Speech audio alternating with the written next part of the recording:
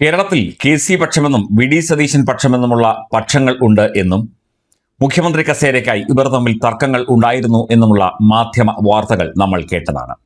പക്ഷേ അതിനുശേഷം മഞ്ഞ് ഉരുകുകയും വി.ഡി. സതീശൻ തന്നെ മുഖ്യമന്ത്രിയായി ചുമതലയേൽക്കുകയും ചെയ്തു.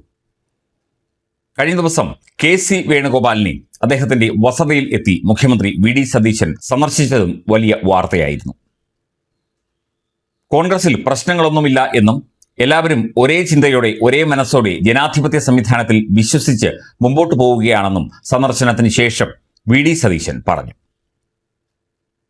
പുതിയ കെ.പി.സി.സി. അധ്യക്ഷനെ തിരഞ്ഞെടുക്കുന്നതുമായി ബന്ധപ്പെട്ട ചർച്ചകൾ ഡൽഹിയിൽ തുടങ്ങാനിരിക്കെയാണ് സന്ദർശനം എന്നതും ശ്രദ്ധേയമാണ്.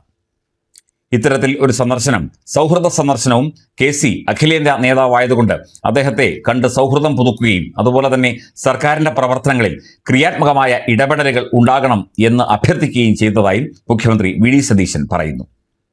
രാഹുൽ ഗാന്ധിയും മല്ലികാർജ്ജുൻ ഖാർഗെയുമായി കെ.സി. വേണുഗോപാൽ കേരളത്തിലെ കെ.പി.സി.സി. അധ്യക്ഷനാര് എന്നത് സംബന്ധിച്ച് ചർച്ചകൾ നടത്തും എന്നാണ് സൂചനകൾ.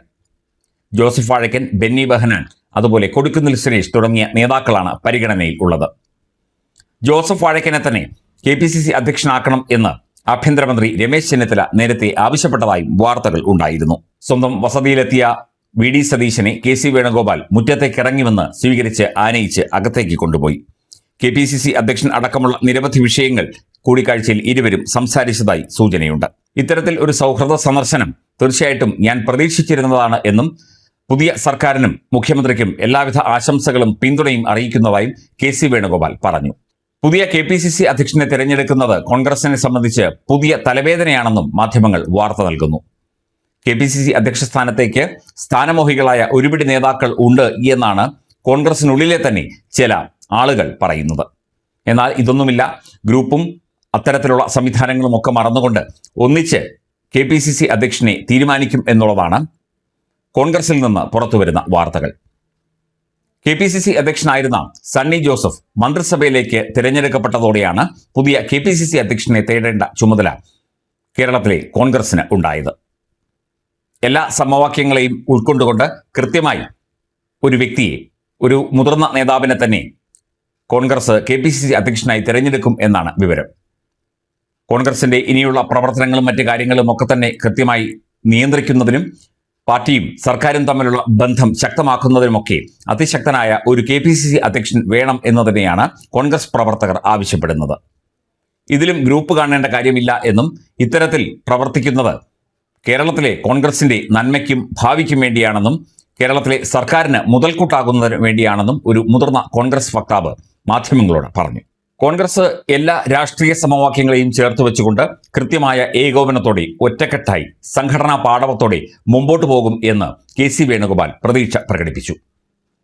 ഇത്തരത്തിൽ ഒരു വൻ വിജയം കോൺഗ്രസിനെ ജനങ്ങൾ വിശ്വസിച്ചതുകൊണ്ടും കോൺഗ്രസിൽ ജനങ്ങൾ പ്രതീക്ഷ അർപ്പിക്കുന്നതുകൊണ്ടുമാണ് എന്ന വാദവും അദ്ദേഹം ഉന്നയിച്ചു.